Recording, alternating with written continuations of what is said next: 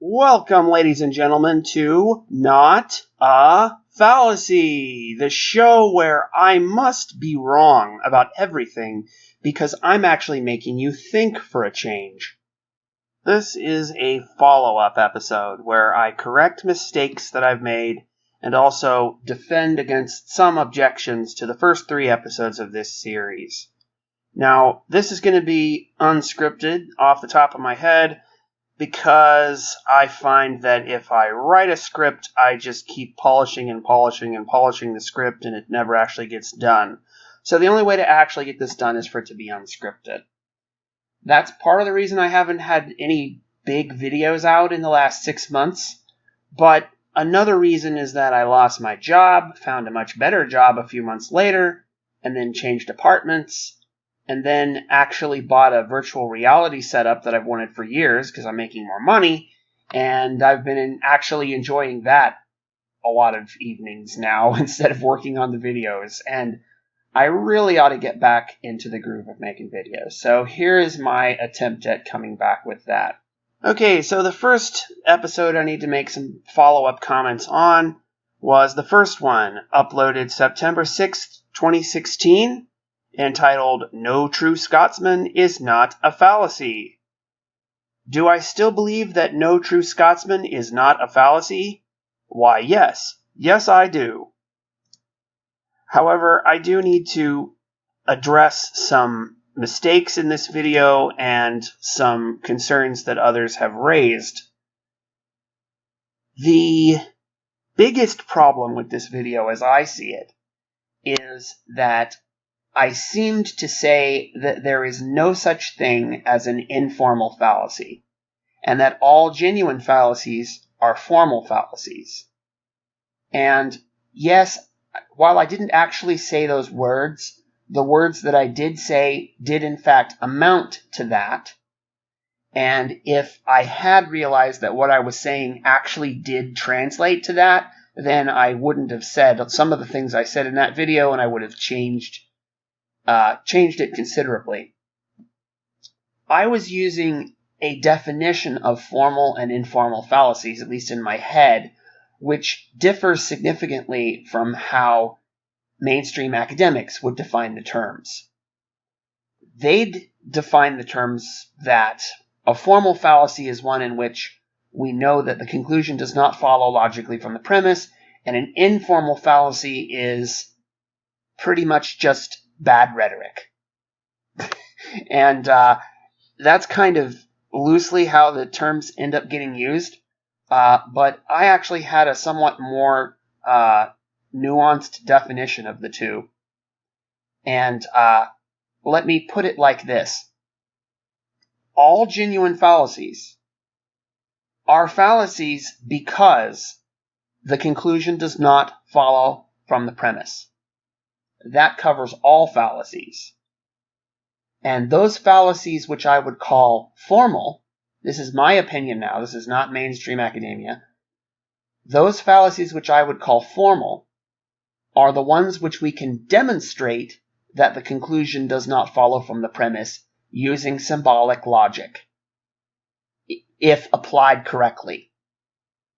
Where an informal fallacy, in my own opinion, this is my usage, not mainstream academia, an informal fallacy is one in which the conclusion does not follow from the premise, but which we cannot prove that the conclusion doesn't follow from the premise using symbolic logic, because there isn't a clear way to translate what the person is saying into symbolic logic.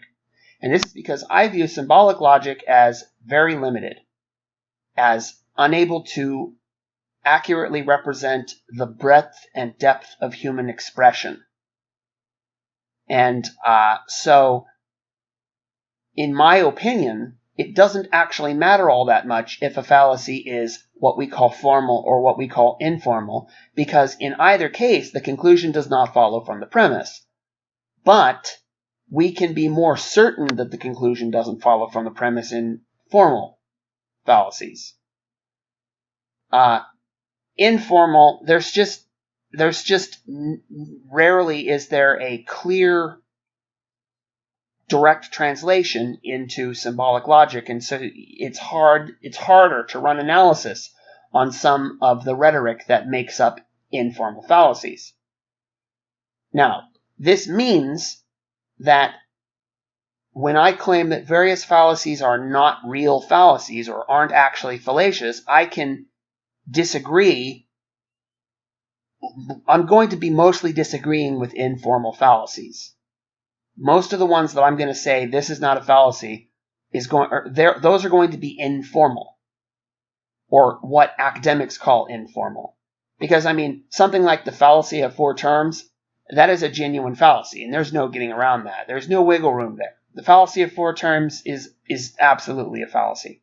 Though, of course, I could make an episode called The Fallacy of Four Terms is Not a Fallacy, or something like that, because and claim that it's not a fallacy because of the number. It's not the fact that four terms are present that makes the fallacy of four terms fallacious.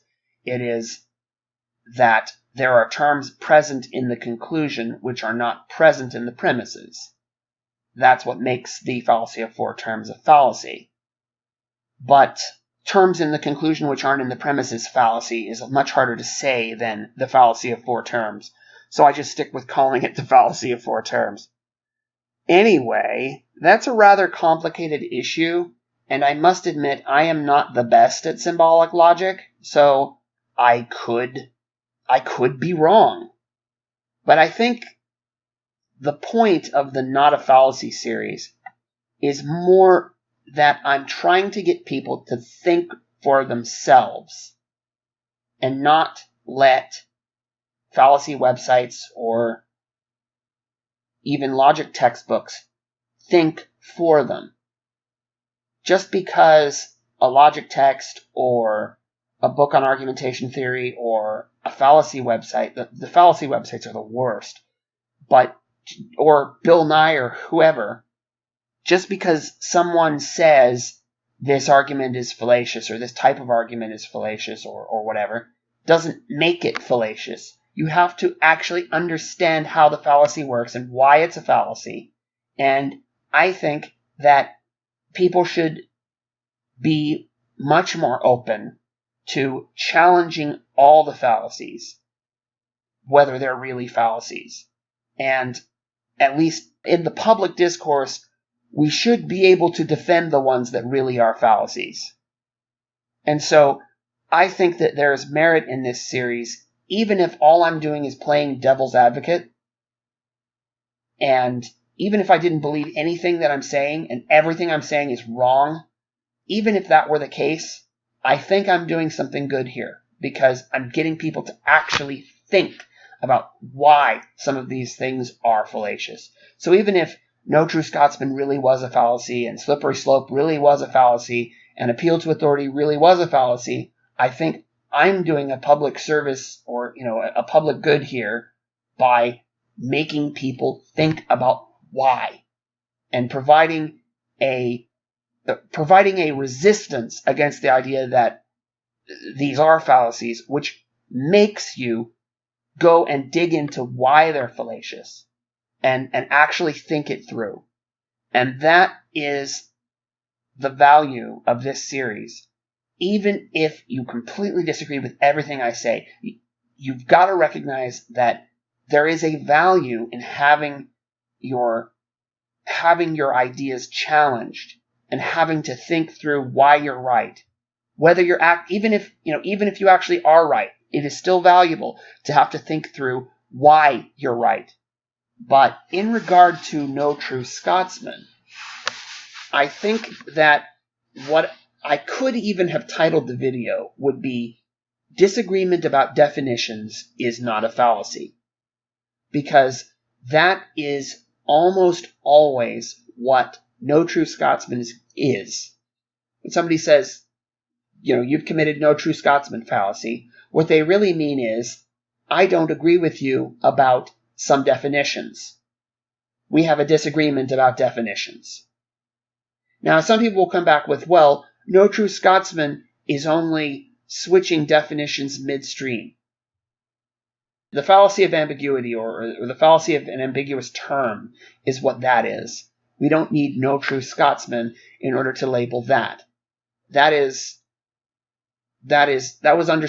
You have to remember that no true Scotsman is a fairly recent invention. It was invented by Anthony Flew, and in the late 20th century, or the latter half of the 20th century. And so, no true Scotsman is not something that you would find in Aristotle or in classical thinkers, or even in Descartes or Kant, or any of the moderns either. It's only in the latter half of the 20th century that no true Scotsman came onto the scene, and I think that it hasn't received sufficient pushback. In regard to No True Scotsman, I actually made 2 comments in the YouTube comments that I'd like to read here. The first one is about money. Is monopoly money money? Is counterfeit money money? No true money would be from monopoly, and no true money would be counterfeit. And no true Scotsman. And yet, if counterfeit money isn't money, then what is it? If monopoly money isn't money, then what is it?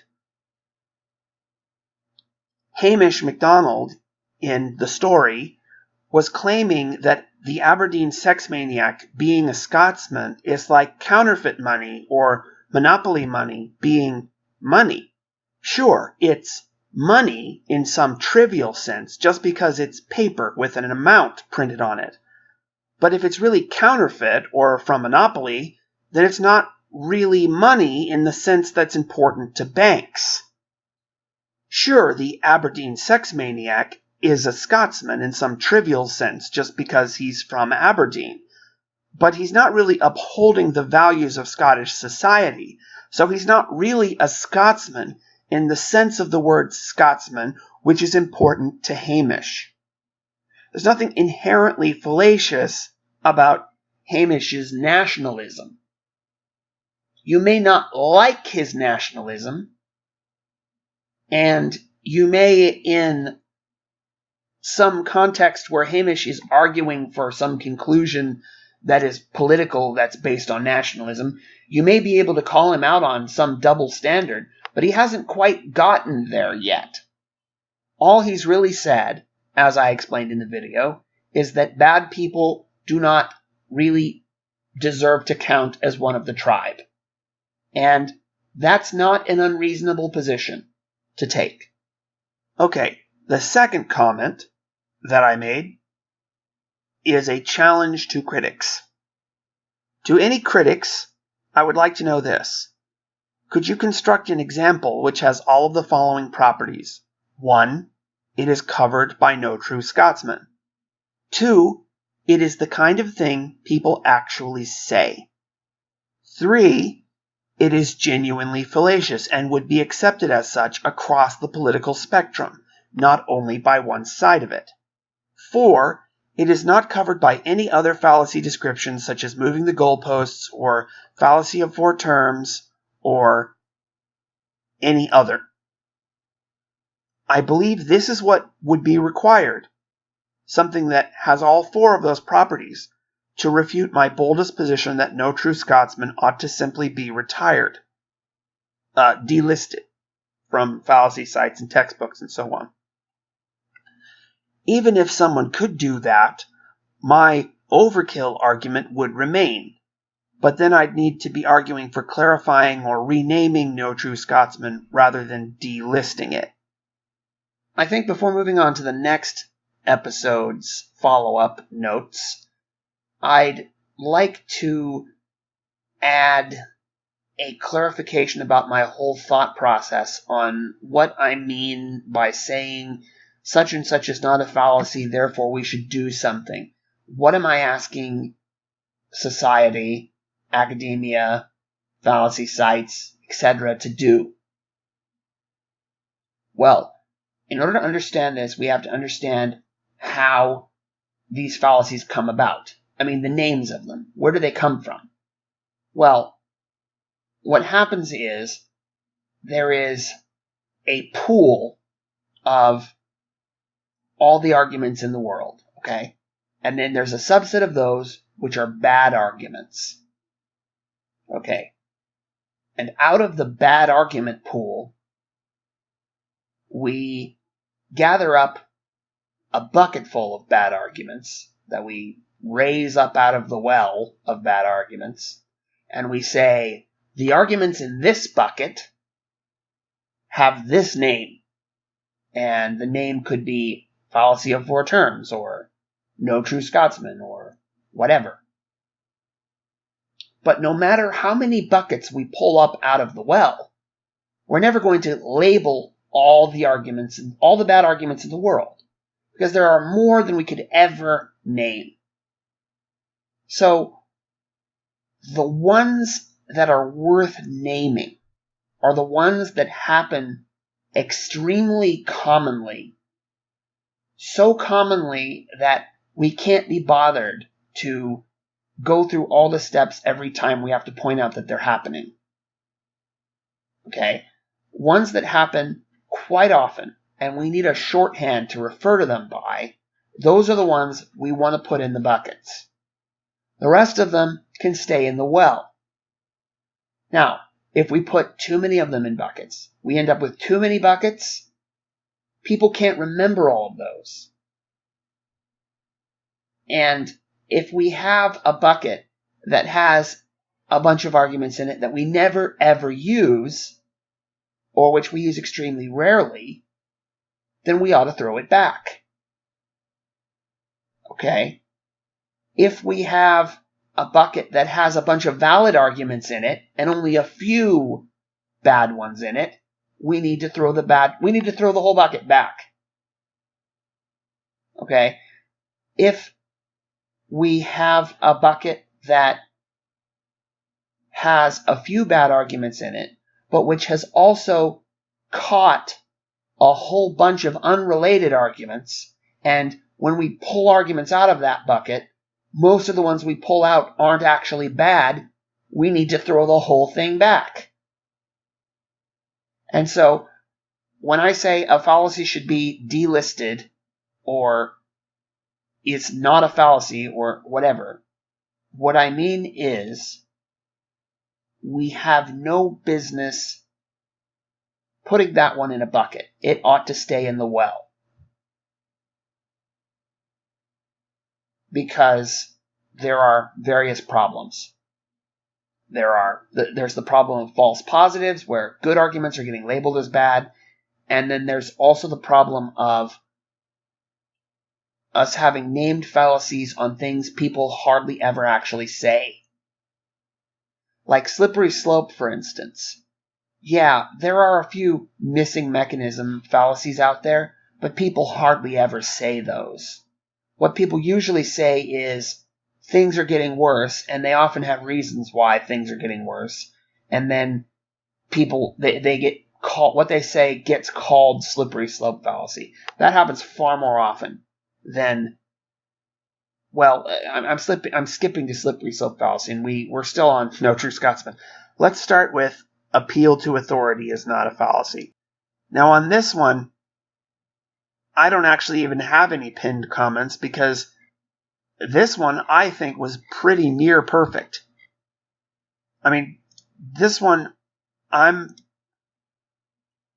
not remembering. I mean, I had a lot of back and forth with a lot of people in the comments, but I'm not remembering anyone really coming up with a reason why this one is actually a fallacy, that why appeal to authority is actually a fallacy, which seemed to be any good.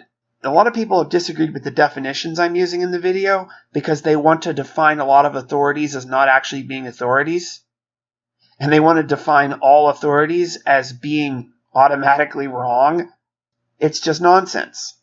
So, yeah, appeal to authority is not a fallacy. I'm not remembering any major errors in that one. Okay, in regard to my third and most recent episode, Slippery Slope is not a fallacy, I have a few notes that I've pinned. Alright, here's my first note. I think I may have left out an important aspect of my explanation here. While it is true that social conservatives have been correct about everything of importance they've predicted over time, so we do have ample a posteriori demonstrations that slippery slope arguments do in fact work in real life, the real point that I was trying to make in the video wasn't that the conservatives were correct, but that even if they were incorrect, their arguments were at least valid enough that they deserved to be argued with, not dismissed a priori as fallacy. I was a little too insistent about the correctness of conservative politics when the real point I was trying to get to was that if you think they're incorrect, you need to actually argue with them and not just label anything they say as a fallacy.